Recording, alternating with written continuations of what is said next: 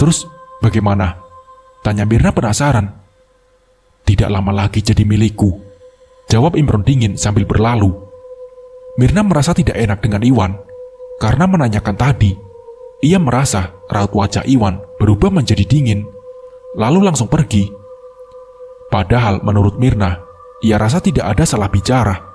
Iwan pun sering curhat kepadanya, dan Mirna pun juga tidak segan untuk bercerita tentang rumah tangganya dengan Imron yang tampak sangat bahagia.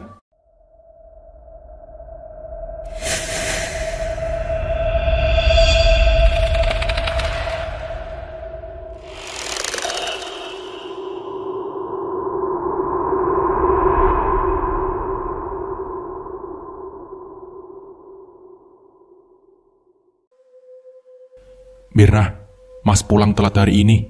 Kamu makan saja duluan ya. Sebuah pesan masuk dari Imron. Iya Mas, balas Mirna. Mirna pun tersenyum mendapatkan pesan dari suaminya. Bukan hal perhatian, tapi ia berencana sore ini pergi menemui Mbak Waro. Pikirnya hanya sebentar saja. Mungkin suaminya tidak akan pulang lebih dulu nantinya dari Mirna.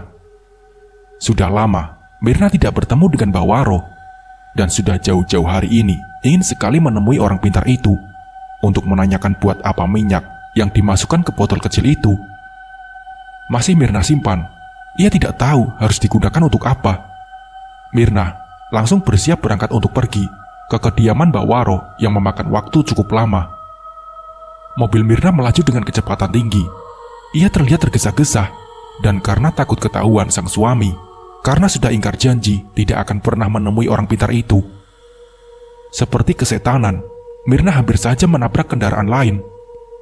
Kini, Mirna sudah mulai memasuki pedesaan terpencil yang tidak banyak rumah-rumah. Sekarang, ia sudah melewati jalan yang mulai terjal. Mobil yang awalnya bisa melaju dengan leluasa, sekarang hanya bisa lambat. Senja hari, ia sudah tiba di depan rumah Mbak Waro, yang pintunya seperti biasa tertutup dengan rapat. Angin sepoi-sepoi mengiringi langkah Mirna menuju pekarangan rumah Mbak Waro yang dipenuhi rerumputan. Mirna yang selalu tampil menawan dan glamor seakan seorang yang kaya raya. Permisi Mbah, ini saya Mirna, panggil Mirna sembari mengetuk pintu Mbak Waro. Mbak Waro yang tidak terlalu tinggi dan sedikit bungkuk segera mungkin membukakan pintu untuk Mirna dengan cepat.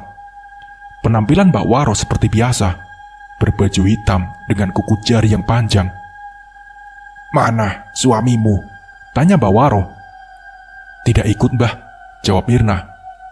"Terus mau apa ke sini?" tanya Mbak Waro lagi. "Saya mau menanyakan tentang botol berisi minyak ini Mbah. Saya lupa kemarin menanyakannya," jelas Mirna sambil memperlihatkan botol kecil itu. "Kemarin, bukannya kau minta penglaris usaha, dan itulah penglarisnya," jawab Mbah Waro. "Oh begitu Mbah. Terus cara penggunaannya bagaimana?" tanya Mirna lagi. "Minyak itu disimpan biasa saja, tapi harus diletakkan di tempat penyimpanan uang di warungmu," jelas Mbah Waro. Iya Mbah," jawab Mirna menganggukkan kepalanya tanda mengerti. "Ini yakin tidak mau harta gaib itu?" tanya Mbak Waro kemudian. "Sebenarnya mau Mbah, tapi syaratnya terlalu berat Mbah. Suami saya tidak setuju," jawab Mirna. "Kau sendiri setuju tidak?" tanya Mbak Waro. Mirna pun diam saja. Ia sebenarnya ingin mengatakan kalau masih cinta, tapi tiba-tiba lidahnya menjadi keluh, seperti tidak diperbolehkan untuk menjawab. "Kalau sudah tidak cinta lagi, jangan dipaksakan. Lebih baik kau cerai saja," tutur Mbak Waro. "Terlihat sangat jelas dari auramu, kau menunjukkan keterpaksaan menjalani rumah tangga dengan suamimu, hanya tidak tega dengan pasanganmu. Lalu kau malah menyakiti dirimu sendiri," sambung Mbak Waro. Entah kenapa Mirna terus saja diam, tidak bisa berkata sepatah kata pun. Hanya Mbak Warolah yang tidak hentinya berbicara menerka-nerka tentang perasaannya. Tapi ada benarnya juga, kata Mbak Waro. Sepertinya memang tidak cinta lagi, melainkan ia hanya bertahan. karena tidak tega dengan Imron. Betul juga kata Mbak Waro, batin Mirna. Mbak Waro seperti sengaja memberikan ucapan-ucapan yang melontarkan bahwa Mirna tidak mencintai Imron lagi. Mbak Waro sangat tahu setelah itu Mirna berpikir kembali untuk meminta cerai kepada sang suami. Kau merasa tidak dengan perubahan sikap Imron? Sepertinya akhir-akhir ini ia sering memarahimu, bukan? Terekam Mbak Waro. Iya Mbah, jawab Mirna singkat. Itu menunjukkan bahwa Imron pun juga mulai bosan denganmu. Ia hanya bertahan hanya kasihan. Karena kau sekarang tidak memiliki siapapun. Anak saja kau tidak punya. Tutur Mbak Waro menjelek-jelekan Imron. Dek, Mirna merasa ada hantaman keras di dadanya saat Mbak Waro mengatakan Imron hanya kasihan. Karena Mirna tidak memiliki siapapun, bahkan anak sekalipun. Kalian pernah periksa sebelumnya ke rumah sakit tentang kesehatan kalian berdua? Tanya Mbak Waro. Sudah Mbah, tapi kami berdua sehat-sehat saja. Tidak ada masalah di antara kami yang terlambat mempunyai keturunan, jawab Mirna. Karena memang benar, Mirna dan Imron tidak ada masalah kesehatan reproduksi di antara mereka. Hanya masalah waktu saja yang belum tepat saatnya memiliki keturunan. Sebenarnya, masalahnya ada di suami kamu, ucap Mbak Waro. Mirna pun kaget. Ia membelalakan matanya tidak percaya. Ternyata masalahnya ada di sang suami. Benar begitu Mbah? Tanya Mirna serius. Mbak Waro menganggukkan kepalanya, tanda mengiyakan. Mbak Waro hanya tersenyum mendengarkan penuturan Mirna. Semakin ia ingin secepatnya bercerai dengan suaminya. Sudah terlalu sakit selama 6 tahun ini. Ia menanggung pertanyaan teman-temannya maupun kerabatnya tentang kapan memiliki keturunan. Saya rasa sudah saatnya kau berpisah dengan suamimu itu, tutur Mbak Waro. Iya Mbah, sebenarnya saya sudah ingin bercerai, tapi saya bingung Mbah, dan tidak tahu caranya agar Mas Imron bersedia menceraikan saya, jawab Mirna. Cari saja kesalahan Imron, walau hanya sekecil apapun, ucap Mbak Waro. Kau tidak perlu khawatir, kalau sudah cerai, kau tetap akan kaya, malah bisa bertambah kaya raya, sambung Mbak Waro meyakinkan kembali. Mirna pun tersenyum mendengar penuturan Mbak Waro. Dalam lubuk hatinya, ini bukan kaya main-main, tapi ia akan kaya raya sesungguhnya. Ya sudah Mbah, saya pamit pulang dulu ya, takut kemalaman, ucap Mirna berpamitan pulang. Mirna langsung melajukan mobilnya, membelah kegelapan malam. Ia merasa cemas, takut suaminya pulang lebih dulu. Dari rimbunan semak-semak, tak jauh dari rumah Mbak Waro, ada seseorang yang sejak tadi memperhatikan Mirna, sambil menyunggingkan senyuman yang entah apa artinya sembari berkata, "Awas kau Mirna." Mirna tidak tahu bahwa ada seseorang yang sejak tadi memperhatikannya. Ia terus saja melajukan mobilnya menuju pulang. Sesampainya di rumah, ia bergegas membuka pintu. Terlihat di depan rumah belum ada sepeda motor yang terparkir. Mirna menghembuskan napas lega, menandakan bahwa suaminya belum pulang. Mirna pun berkeringat dingin karena ketakutan ketahuan oleh Imron. Ia langsung menuju kamar untuk tidur. Saat baru saja menutup pintu, tiba-tiba suara motor yang Mirna hafal terdengar di depan. Mirna pura-pura bangun tidur sambil mengacak-acak rambutnya dan dengan cepat menghapus make up-nya. "Mas, kenapa malam sekali lemburnya?" tanya Mirna sembari berjalan di belakang Imron. "Iya, maaf ya. Ini Mas bawakan martabak buat kamu," jawab Imron menyerahkan sekotak martabak.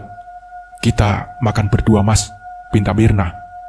"Oh iya boleh, tapi Mas mau bersih-bersih dulu ya," jawab Imron. Mirna membuka makanan kesukaannya tersebut ke meja makan. Sedangkan Imron pergi ke kamar mandi untuk mandi sebelum ikut makan bersama Mirna. Mirna menampilkan wajah seperti biasa-biasa saja, padahal ia merasa takut. Sejak tadi ia menyembunyikan rasa degup di dada. "Mas, besok aku mulai berjualan lagi ya, izin Mirna." "Iya, terserah kamu saja," jawab Imron. Mirna kembali ingin membuka warungnya. Ia ingin segera mencoba minyak penglaris yang diberikan oleh Mbak Waro. Ia berharap warungnya kembali ramai seperti dahulu. "Tidak jadi kan mau sewa tempat?" tanya Imron. "Iya mas, tidak jadi. Aku rasa gunakan yang ada saja dulu," jawab Mirna singkat. "Baguslah, soalnya kita masih banyak cicilan yang wajib dibayar setiap bulannya.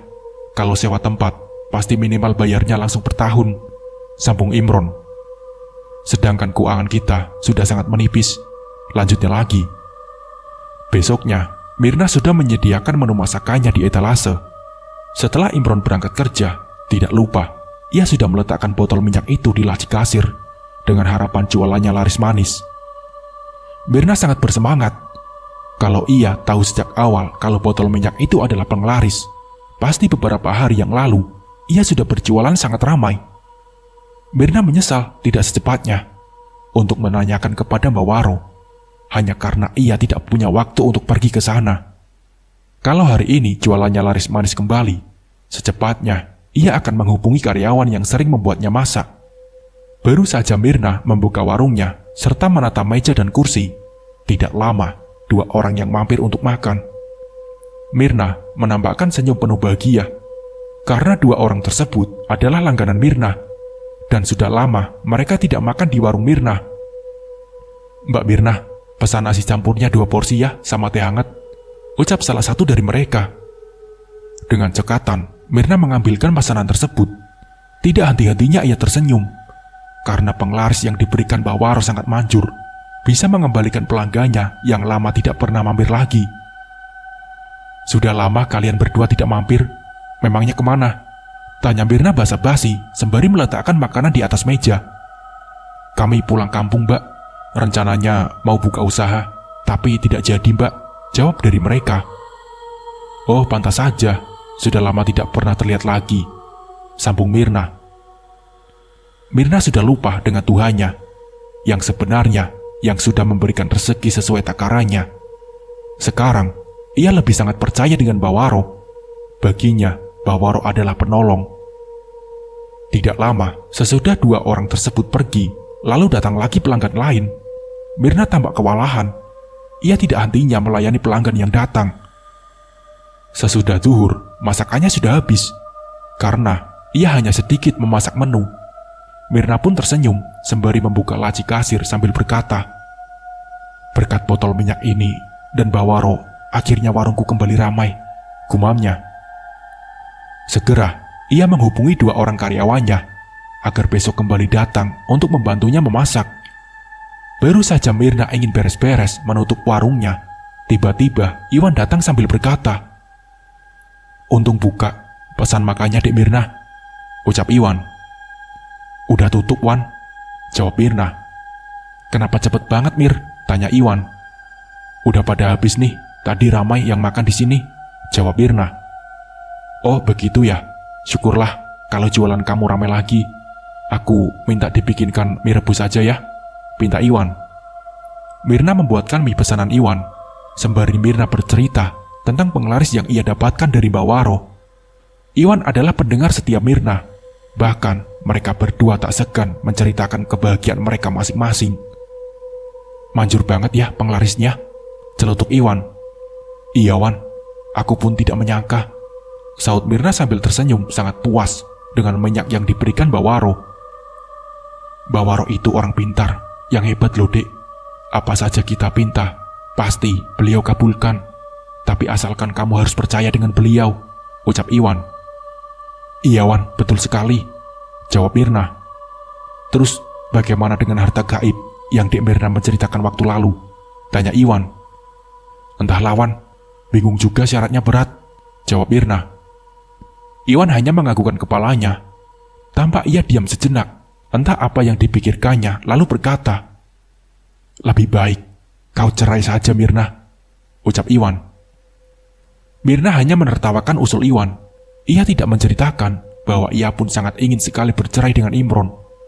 Bukan harta gaib itu saja, melainkan Mirna juga sangat menginginkan punya anak, sedangkan Imron tidak bisa memberikannya. Karena Imron tidak sehat reproduksinya, menurut sangkaan Mirna. Sekalipun waktu periksa ke dokter, mereka berdua dinyatakan sehat. Entah mengapa juga akhir-akhir ini, Mirna merasa sudah bosan. Bahkan Imron juga kadang berubah menjadi cuek saja. tidak seperti dulu lagi menurutnya. "Tidak usah bahas perceraian, Wan. Aku males banget," jawab Mirna. "Maaf ya, Dek Mirna. Aku hanya memberi saran saja. Karena aku lihat Imron setiap berpapasan dengan aku, ia terlihat tidak baik-baik saja. Apa suamimu sedang sakit?" ucap Iwan. "Tidak, Mas Imron tidak sakit. Memangnya kenapa?" tanya Mirna. "Wajahnya lemas banget dan pucat juga. Bahkan pagi tadi ia hampir menabrak teman kerjaku karena tidak fokus membawa kendaraannya," tutur Iwan. "Masa iya? Pagi tadi ia baik-baik saja kok. Dan tadi malam pun kami tidak bertengkar," jelas Mirna. "Mungkin karena Mas Imron kecapean saja. Karena tadi malam ia pulang malam karena lembur," sambung Mirna. Imron pun hanya diam. Lalu ia kembali pergi untuk bekerja. Mirna kepikiran dengan ucapan Iwan barusan. Ia merasa memang Imron tidak baik-baik saja. Ada yang dipikirkannya mungkin, hingga membuatnya tidak fokus. Setelah selesai menutup warung, Mirna istirahat sejenak sebelum ia kembali pergi untuk membeli bahan pokok yang banyak sebagai stok. Sedangkan sayuran, ia hanya meminta orang untuk mengantarkan setiap subuh untuk dimasak. Mirna berinisiatif untuk menelpon suaminya untuk menanyakan apa Imron sedang sakit. "Halo Mas, apa Mas Imron pulang saja?" ucap Mirna. "Kenapa aku disuruh pulang, Mirna?" tanya Imron di seberang sana.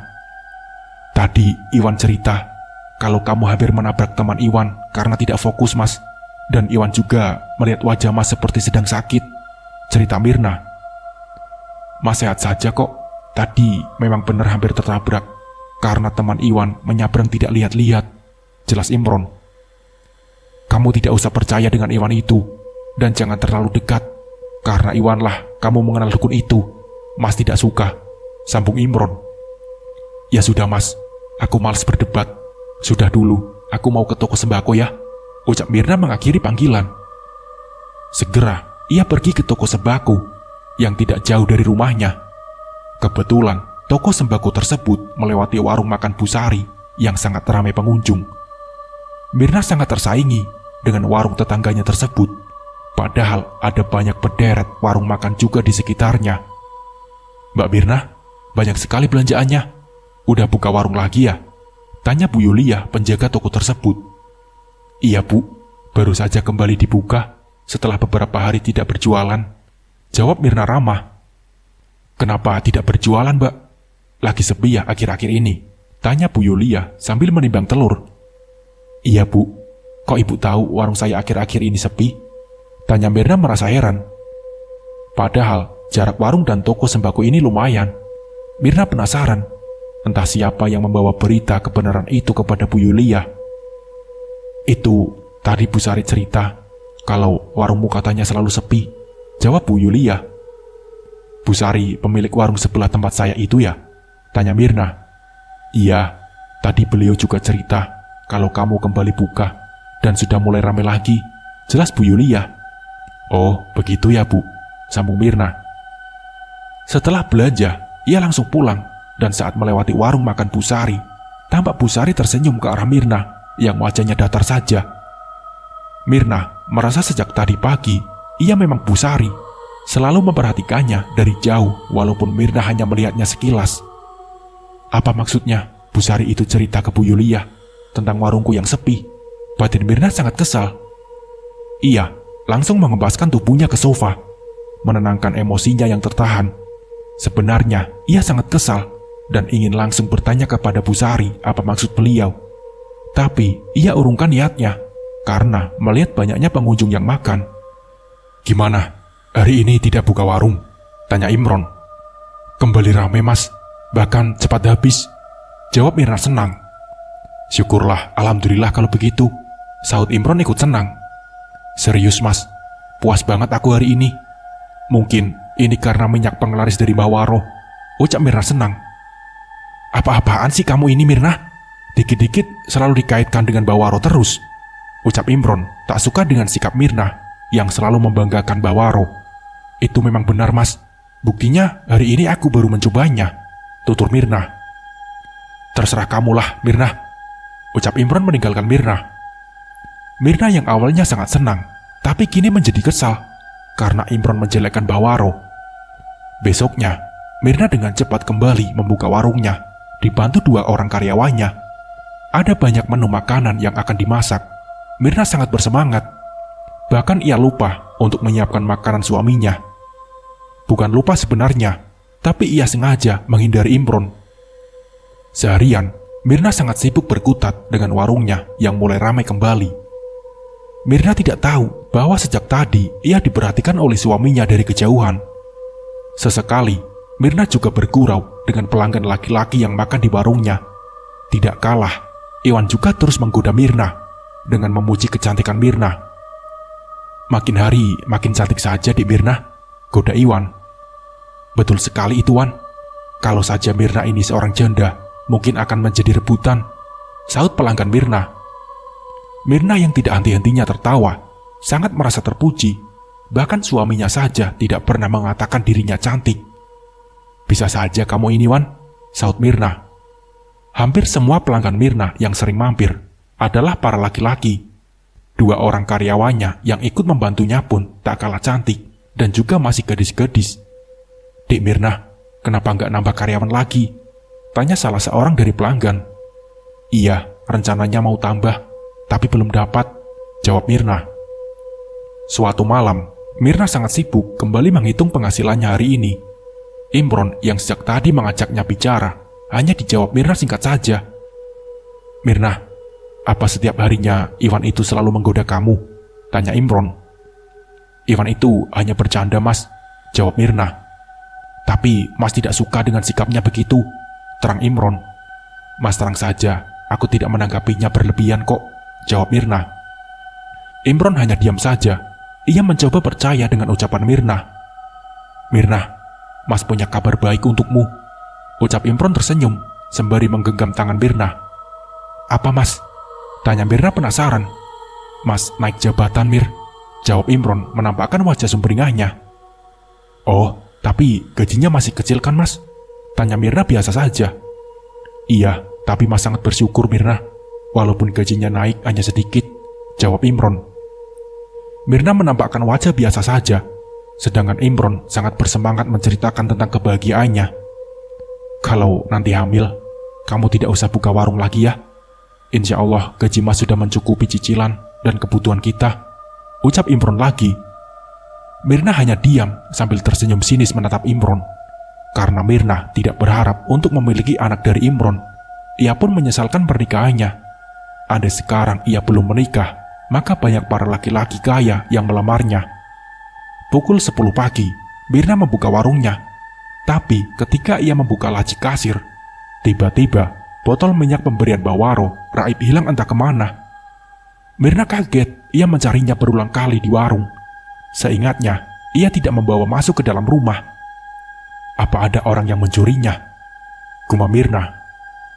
Mirna menjadi tak enak hati. Perasaannya menjadi gelisah. Minyak penglaris itu entah hilang di mana.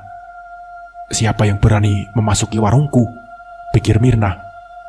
Busari adalah target pertama Mirna yang harus dicurigai. Karena ia yakin Busari selalu memperhatikannya dari jauh. Warung Mirna dan Busari hanya disekat jalan gang saja. Warung makan mereka pun juga menyediakan menu yang sama. Mirna sangat takut hari ini jualannya tidak ramai. Karena minyak penglaris itu sudah tidak berada di meja kasirnya. Meja kasirnya memang tidak dikunci. Karena Mirna merasa aman saja, dan uang pun sudah diambil semua untuk dibawa ke rumah. "Apa Mas Imron yang mencurinya?" batin Mirna. Mirna ingin menanyakannya langsung kepada suaminya, tapi ia urungkan karena jam menunjukkan pukul 10 lewat. Hanya Imron saja yang tahu menahu tentang minyak penglaris itu, dan hanya suaminya lah yang dari awal sudah tidak menyukai dengan Bawaro. Apalagi tadi malam ia sempat bertengkar, karena Mira terus-menerus bercerita tentang warungnya menjadi ramai berkat minyak penglaris dari Bawaro dan mampu membuat Imron marah. Warung tetap dibuka, walaupun minyak penglaris itu sudah hilang. Beruntung warung Mirna tetap ramai, walaupun tanpa adanya minyak dari Bawaro tersebut. Mirna meninggalkan warungnya sebentar, hanya untuk menemui Iwan yang masih bekerja tak jauh dari warungnya. "Ada Iwan di sini?" tanya Mirna kepada pekerja bangunan. "Ada," memangnya kenapa? Tanyanya. Tolong panggilkan sebentar, ada perlu, pinta Mirna. Mirna ingin menanyakan sesuatu kepada Iwan, karena hanya Iwan yang lebih tahu dengan jadwal kapan Mbak Waro yang bisa ditemui. Dek Mirna, ada apa? Tanya Iwan menghampiri Mirna. Gini Wan, jam berapa saja Mbak Waro bisa ditemui? Soalnya aku perlu penting, tanya Mirna. Beliau biasanya hanya bisa ditemui sore menjelang malam. Kalau jam segini, abang tidak tahu bisa tidaknya, jelas Iwan. Memangnya kenapa Dek Mirna? Tanya Iwan heran. Aku butuh minyak penglaris dari beliau Wan. Sebenarnya sudah diberi tapi sekarang hilang, jawab Mirna. Apa Mbak Waro bekerja Wan? Apa lebih baik aku temui sekarang saja? Tanya Mirna. Jangan Dek Mirna, jangan sekarang, nanti sore saja, larang Iwan. Takutnya Mbak Waro tidak ada di rumah. Nanti perjalananmu sia-sia, sambung Iwan. Mirna menganggukkan kepalanya. Ia setuju dengan Iwan untuk tidak pergi sekarang. Tapi jadwal Imron lembur, Mirna tidak tahu kapan. Karena kalau ia pergi sore ini juga, bisa ketahuan oleh suaminya dan bisa membuat Imron marah besar. Wan, aku bisa minta tolong gak? Tanya Mirna. Apa Dek Mirna? Jawabnya. Bisa tidak kau pergi ke rumah Mbak Waro sore ini untuk mencarikan minyak penglaris itu buat aku. Aku takut warungku kembali sepi, ucap Mirna penuh harap. Waduh, tidak bisa Dek Mirna, tidak bisa digantikan. Siapa yang perlu, orang itu juga yang harus pergi, jawab Iwan. Mirna pulang dengan rasa kecewa. Dari jauh, Mirna melihat warungnya tampak ramai. Ada beberapa pengendara yang makan di warungnya. Mirna tersenyum, tapi ia berpikir kalau minyak penglaris itu tidak hilang, mungkin saat ini warungnya lebih ramai dari sekarang. Mirna, tunggu, panggil seseorang dari belakang. Winnie, ada apa Win? Tanya Mirna. Mau kredit barang gak? Tawar Winnie. Barang apa? Tanya Mirna. Macam-macam Mir, ada tas, baju, perhiasan pokoknya lengkap. Murah saja per bulannya Mir, tawar Winnie sembari menarik tangan Mirna untuk ikut dengannya ke rumah. Mirna yang suka belanja lalu ikut saja dengan Winnie. Padahal kreditan Mirna yang lain saja belum lunas. Ayo Mirna, pilih saja, bayarnya entar belakangan, ucap Winnie. Bagus-bagus banget ini Win, baju-bajunya, ucap Mirna senang sembari memilih. Iya Mir, pilih saja. Ini jam tangan juga cocok buat kamu, untuk menunjang penampilanmu biar semakin wow, ucap Winnie memuji. Ya sudah, aku ambil bajunya semua ya, jam tangan dan tas, ucap Mirna tanpa ragu. Winnie pun senang mendengar penuturan Mirna yang ingin memborong barang jualannya, walaupun Mirna bayarnya nanti dengan cara dicicil. Setelah mendapatkan totalan belanja yang sangat banyak, bagi Mirna tidak masalah, karena penampilan menurutnya nomor satu. Aku pulang ambil uangnya dulu ya Win, ucap Mirna sambil pulang. Mirna pun pulang mengambil uang untuk membayar belanjaannya yang berupa uang muka dahulu. Sisanya nanti ia akan membayar setiap bulannya dengan cara dicicil. Mirna membuka lemari pakaian dan mengambil sejumlah uang simpanan Imron yang akan dibayarkan untuk rumah serta mobil di bulan depan. Tak apalah, aku ngambil uang cicilan rumah sama mobil. Nanti kan Mas Imron akan gajian juga, batin Mirna. Tanpa sepengetahuan Imron, Mirna mengambil uang hanya untuk keperluan sendiri. Sedangkan Imron, ia selalu berhemat habis-habisan agar rumah dan mobil setiap bulannya tidak menunggak. Imron pun hanya memegang uang untuk beli bensin yang ia simpan di dompet. Sisa gajinya akan diserahkan kepada Mirna. Mirna pun berpikir kalau warungnya sekarang sudah kembali ramai. Menurutnya tidak apa-apa uang itu ia habiskan untuk belanja, karena sudah lama ia tidak belanja sebanyak itu. Setelah kembali dari rumah Winnie, ia sangat terlihat bahagia, sangat tampak di wajahnya yang cantik rupawan. Gimana menurut kalian, banyak tidak orang yang mampir ke warung kita? Ucap Mirna. Lumayan Mbak, jawab salah satu dari karyawan Mirna. Mirna sore ini juga ingin pergi ke rumah Mbak Waro lagi. Baginya, minyak penglaris itu sangat berpengaruh terhadap usahanya. Ia ingin meminta minyak itu lagi, biar warungnya semakin ramai. Hari ini bagi Mirna lumayan banyak mendapatkan penghasilan dari warungnya, walaupun masakannya belum habis semua.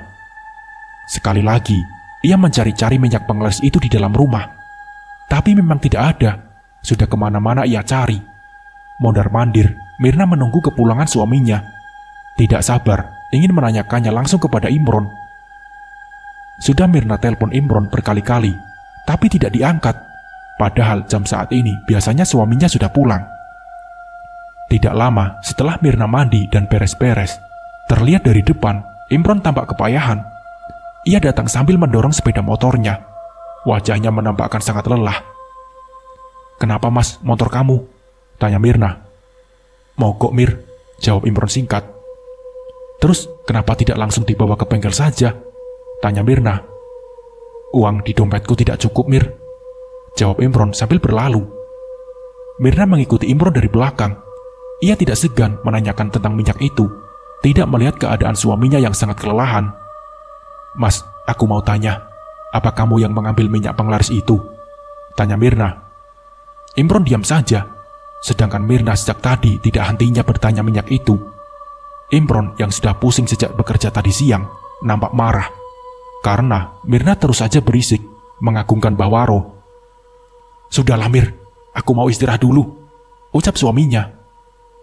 "Jawab dulu mas, mana minyak penglaris itu?" ucap Mirna. "Tidak ada," jawab Imron menatap Mirna. "Di mana kau sembunyikan mas? Cepat kembalikan.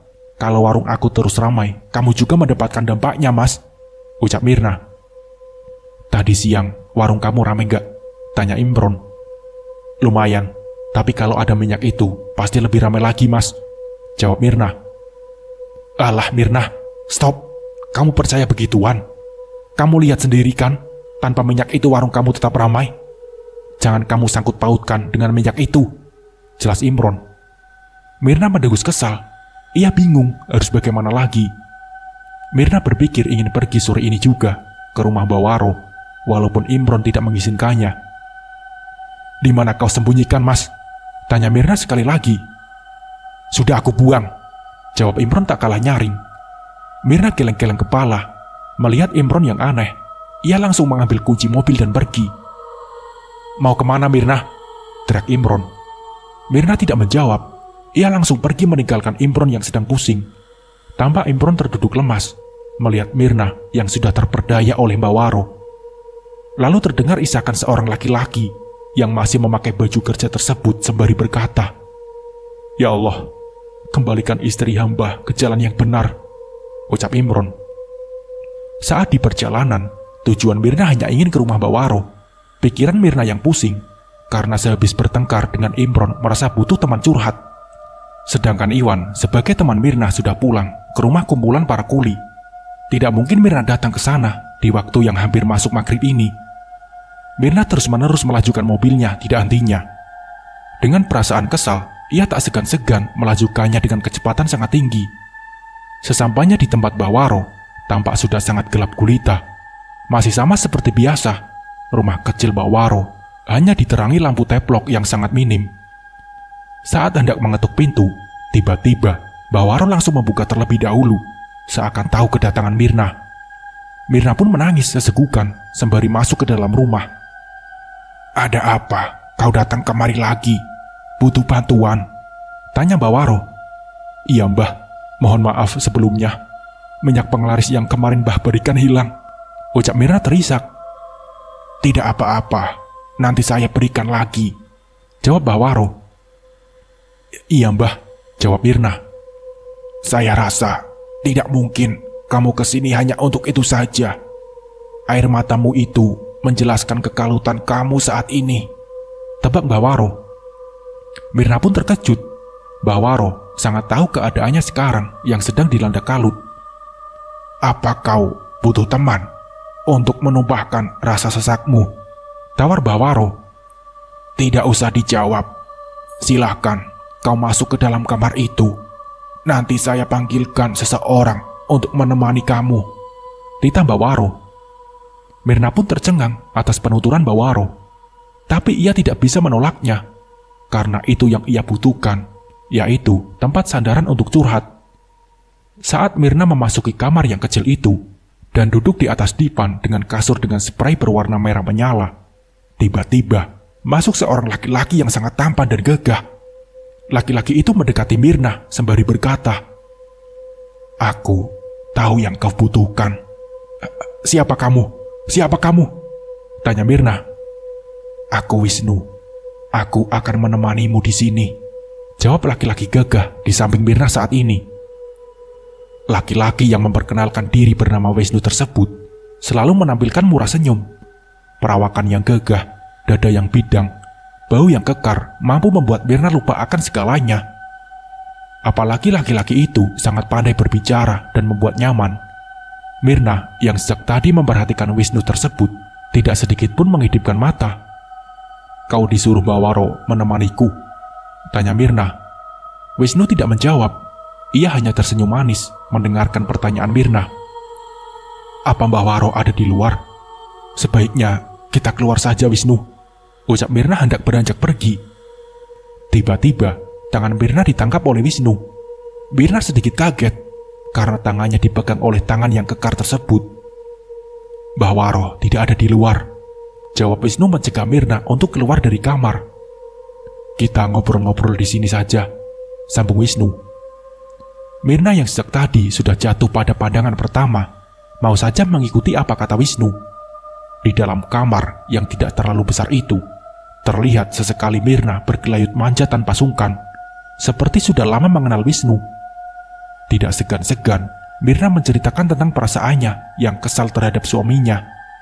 Mirna yang asik bercerita di sadaran Wisnu tidak terasa merasa duduk tanpa jarak sedikit pun. Kamu siapanya Mbak Waro? Tanya Mirna penasaran sembari menatap wajah Wisnu. Tidak perlu tahu, nikmati saja malam ini, malam kita berdua, bisik Wisnu sembari membelai rambut Mirna. Di tempat yang berbeda, Imron nampak gelisah menunggu kedatangan Mirna yang sejak tadi ia tunggu. Karena Mirna tak kunjung pulang ke rumah, sedangkan jam sudah menunjukkan hampir tengah malam, beberapa kali Imron menghubungi Mirna, tapi ponsel Mirna tidak dapat dihubungi. Walaupun Imron masih merasa kesal kepada Mirna, tapi rasa khawatirnya melebihi itu. Ia tidak tahu Mirna pergi kemana, tapi batinnya berkata bahwa Mirna berada di rumah Mbak Waro. Imron ingin menyusul Mirna ke sana, tapi ia terkendala, motornya mogok sejak tadi siang. Imron pun gelisah, takut terjadi sesuatu kepada sang istri. Ia lalu mencoba menghubungi temannya untuk meminjam sepeda motor untuk menyusul Mirna ke tempat Mbak Waro. Walaupun Mirna tidak pasti ada di sana, tapi tidak salahnya Imron mencoba mendatangi tempat Mbak Waro lebih dahulu. Karena Imron sudah menghubungi dua karyawannya untuk menanyakan keberadaan Mirna, dan mereka berdua memberikan jawaban yang sama, bahwa Mirna tidak ada di tempat mereka. Setelah berhasil mendapatkan motor pinjaman, Imron sengaja pergi ke rumah Mbak Waro yang terbilang lumayan jauh. Jalanan malam yang lenggang, Imron memacu dengan kecepatan tinggi membelah pekatnya malam. Malam yang dingin, Imron hanya mengenakan baju lengan pendek saja. Ia sudah tidak merasakan dingin lagi, karena puncak kekhawatirannya hanya kepada Mirna. Sesekali Imron mengusap air matanya yang sejak tadi menetes, karena menyesal sudah membentak Mirna dengan keras, hingga membuat Mirna pergi dari rumah. Imron tampak berapi-api kala mengingat bahwa ini semua terjadi karena Mbak Waro. Dan Imron pun tak kalah kesal dan marah terhadap Iwan yang awal dari semua ini. Gigi Imron bergelatuk akibat kedinginan, ditambah dengan cuaca yang tidak mendukung dengan turunnya gerimis. Imron sangat takut Mirna sudah jauh terjun ke jurang yang salah karena mengikuti Mbak Waro tersebut. Sesekali Imron beristighfar sebagai penenang hatinya. Jauh di tempat yang berbeda, Mirna menceritakan semua tentang kondisinya. Wisnu yang menjadi pendengarnya sesekali memberikan saran. Sudah jam berapa sekarang? Tanya Mirna. Tenang saja, belum larut malam kok, jawab Wisnu sambil bercanda. Mirna lupa akan mengecek jam di ponselnya yang sudah menunjukkan hampir tengah malam. Ia pun tidak merasa bahwa sudah lama mengobrol dengan Wisnu. Wisnu tak segan untuk menggoda dan memuji Mirna. Mirna yang haus kasih sayang sangat terkagum-kagum akan rayawan Wisnu tersebut. Sebagai wanita, Mirna sangat senang berada di sisi pria tampan dan gagah. Apalagi wajah yang ia sebut mirip dengan artis Indonesia favoritnya. Terus terang saja, aku suka sekali melihat wajah cantikmu itu. Apalagi kalau tersenyum, ucap Wisnu menggoda penuh damba. Mirna mendengarnya, tampak malu-malu dan salah tingkah. Apa benar ada harta gaib yang tertanam di dalam tanah milikmu? Tanya Wisnu kembali. Iya benar, tahu dari mana? Tanya balik Mirna. Diceritakan Bawaro ya? Sambung Mirna. Belum sempat Wisnu menjawab, Mirna langsung bisa menebaknya. Mirna kembali bercerita tentang harta gaib tersebut dan juga menceritakan tentang syarat agar bisa mendapatkannya. Wisnu hanya menganggukkan kepalanya, tanda mengerti, dan ia pun sesekali tersenyum aneh apabila memperhatikannya. Terus bagaimana? Mau tidak harta gaib itu? Tanya Wisnu. Mau, tapi berat sekali syaratnya, jawab Mirna. Waduh, sayang sekali padahal kalau tidak diambil, ucap Wisnu sambil menyunggingkan sudut bibir. Ya mau gimana lagi dong Wis, jawab Mirna. Dengan perasaan yang campur aduk, Imron terus menyusuri jalanan malam yang sepi. Kini ia sudah memasuki pintu gerbang pedesaan yang akan mengantarkannya ke tempat Bawaro. Masih jauh perjalanan Imron. Sesekali, Imron melirik kanan kiri jalanan. Secara sekilas yang terdapat hutan dan kebun. Suara burung hantu terdengar dengan jelas di indera pendengaran. Imron mencoba menahan untuk tidak penasaran dan melirik ke samping jalan yang gelap gulita. Ia takut melihat hal yang tidak diinginkan. Imron terus melaju memasuki pedalaman. Ia terus melirik impar bensinnya, khawatir bensin tidak mencukupi dan habis di tengah jalan. Astagfirullahaladzim, teriak Imron, langsung memberhentikan kendaraannya. Imron terkejut, terdapat ular besar di tengah jalan. Ia berhenti sejenak untuk mempersilahkan ular besar itu untuk menyeberang. Untung saja sorot lampu motor Imron sangat terang. Kalau tidak sedikit lagi, ia bisa menabrak ular yang sedang menyeberang.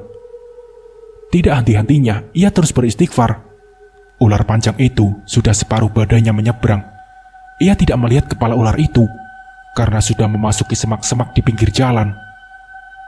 Keringat dingin membanjiri baju Imron. Ia menghembuskan napas panjang.